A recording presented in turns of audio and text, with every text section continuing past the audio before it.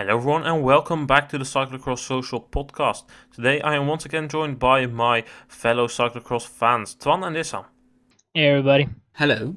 We will be taking a look ahead at the first race of the Telenet Superprestige 2021-2022, and that race will take place in Gieten.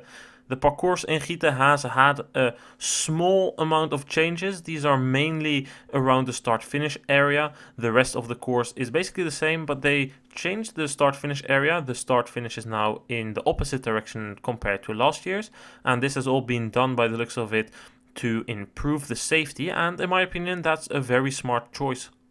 Yeah, I think it's a good job. They have thought a little bit about the safety, and yeah, it was always a bit of drama in the first corner, and especially when you go from the asphalt to the grass. If it's a bit slippery, it can cause some trouble.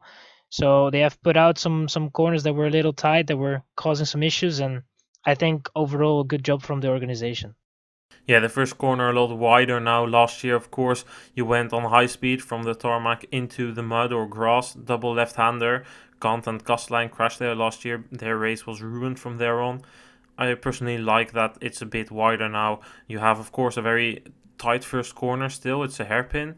But then again, it's after, by the looks of it, 400 meters or something. So I guess it looks a lot better. Anyway, we are here to discuss what's going to happen in this race. Throughout the last couple of weeks, we have seen a lot of dominance by Paul Sauze. Do you guys expect that to be any different in Gieten? It will be interesting as we saw that over the first few weeks that Van Haar and Toon Aerts can challenge them. And now you can throw in the mix Quinten and Hermans as well. So it'll be interesting to see how that is going to change the situation. Toon Aerts, of course, took a week rest. He skipped the ETS Cross in Bredene to be in perfect condition in Gieten and as well in the World Cups in the USA. So personally, I am looking forward a lot to see Toon Aerts here. Last year he won in Gieten. I think that Toon Aerts will definitely be a very strong challenger. In Beringen we already saw that he could have beaten Iserbyt. He didn't because he had a puncture. But in my opinion, Aerts is the top favorite. Yeah, I think so too. I think Aerts definitely knows how to ride on this parcours in Gieten. So especially the way that he's now focusing on this race probably means that he's very focused and he wants to perform well. So I think Toon Aerts definitely the guy to watch. But I think Paul Sauze, they have always been good, especially Iserbyt. So I want to see how that will play out, because I think the team tactics can have a role here. Yeah, definitely think so as well, that the team tactics can play a role. But we have to mention that Michael van Toerenhout isn't on the start list. This doesn't mean that he isn't starting. It just means he isn't on the start list. We don't know how accurate this start list is. Maybe he'll still come. But let's assume he's not coming. It would be very interesting because then we could potentially see a 2v2 Aerts van der Haar against Sweeck and Iserbyt. Yeah, and add the pairing of Hermans and Van Kessel in there as well. And it can be a very interesting day as no one has the dominant numbers. Yeah, I think that would be really fun to see because personally I am a bit done with all these tactics, team tactics. I want to see pure racing. Let them race head to head, no waiting for one another. Just really go for it. That's what I'm personally looking forward to, and I think we can get that this weekend. Although, maybe a slight note that we have to make is that Thibau is also starting his season. We have no clue of where he stands, but we know that his condition was good on the road. Just last week he got 6th at the Under-23 World Championships. 2 weeks ago he became a European champion Under-23. What do you guys think he can do? Could he maybe tilt the numbers in favor of the Trek Baloise Lions? He could make it more interesting for sure, but I would sooner look for Pim Ronhaar to do it for the Baloise Trek Lions, but Thibau seems to have made very big steps over the summer period, and it will be very interesting indeed to see what he can do. Of course, already technically insanely gifted, as we have seen last year and the years before. Yeah, I think Ronhaar is maybe a bit ambitious to expect that from him, but he has been unlucky this season. In Bredene, he was caught up behind a crash in the first corner, rode a recovery race until the 13th place. That's where his recovery ended. 8th in Beringen. it's not great results. Of course, he has the talent, world champion under 23. But I guess if we're going to include Ron Haar in that list, there's plenty of other riders like Kamp and Van der Bos for Paul Sauze, and who knows for the other teams. I mean, I guess we'll just need to wait, and probably these guys won't play a huge role in the race. Yeah, and you could even make it crazier and say that Kevin Kuhn can make it 3v2v2 for Tormans, which would be interesting. Yeah, Kevin Kuhn, of course, won the Radcross in Ilmenau last week. Issam, what do you think? Do you think that we're going to see this team battle that Twan and I are talking about, or do you expect something completely different?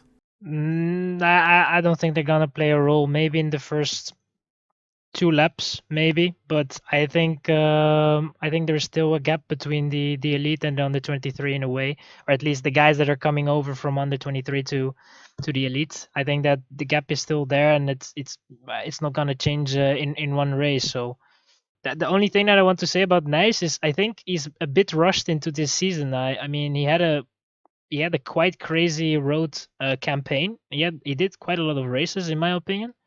And to get now, like 1 week after the Worlds, jump into Gieten, I don't know how that's gonna be for him. I don't think we're gonna see a very good Nice, to be honest, in his first race back. Well, Issam, what do you then think about the news that Thibau Nice will ride between 30 and 35 crosses? Yeah, a bit crazy. A bit crazy, but yeah, I don't know. We will see how it will pan out for him. That does sound like a lot of double weekends after coming right off the road season.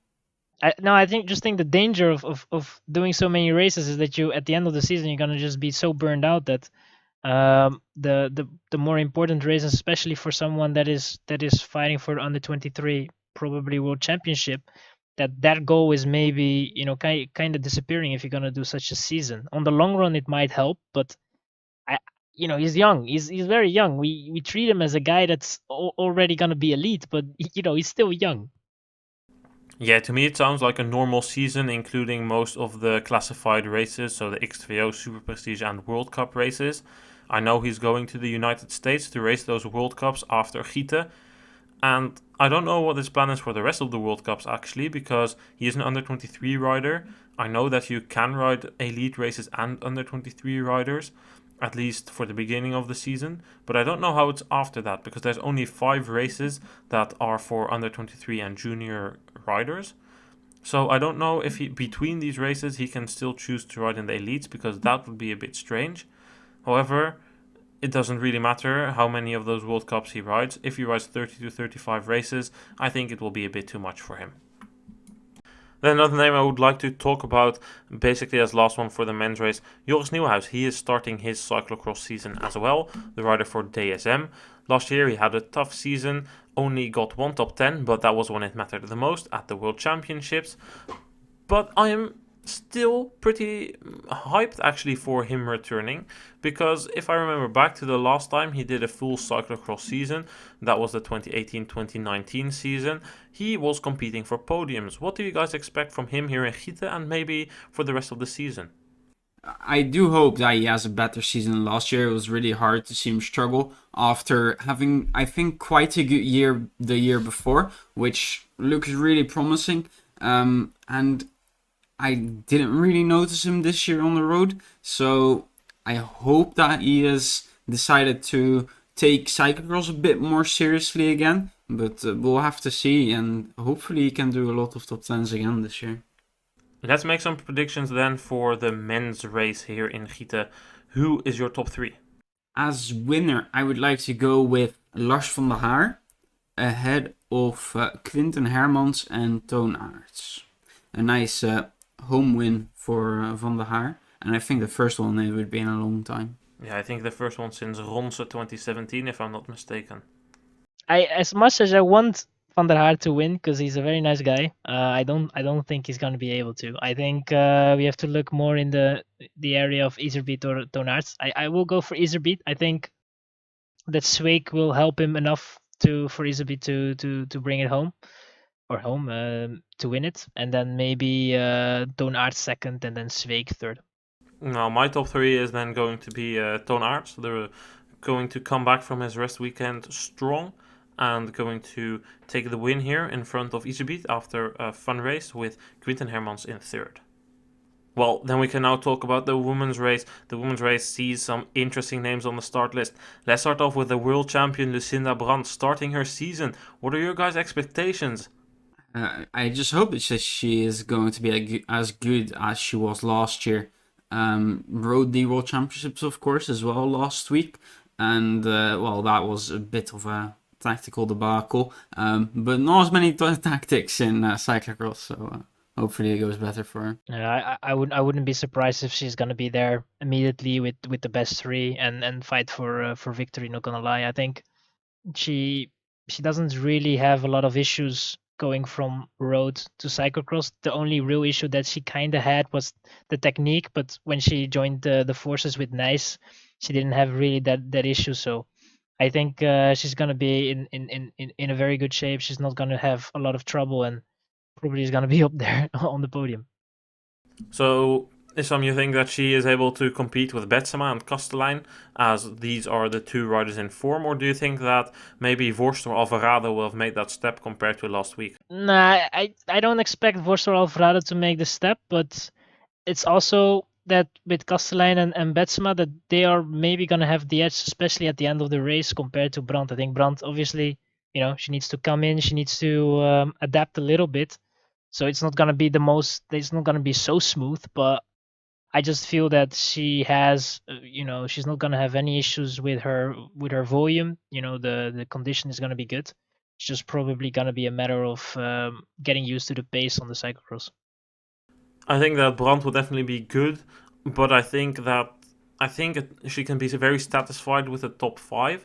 I think that Brand is good, and she will be around the level of Alvarado. Expect Alvarado to improve compared to last week. But I do think that Betsema and Kastelijn are in great form on the moment.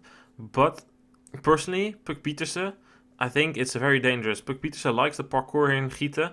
A few years ago, as first year under 23, as first year junior actually, I must say, she rode against the elites and she almost got the top 10 there. She really loves this course. It should suit her even better than Bredene.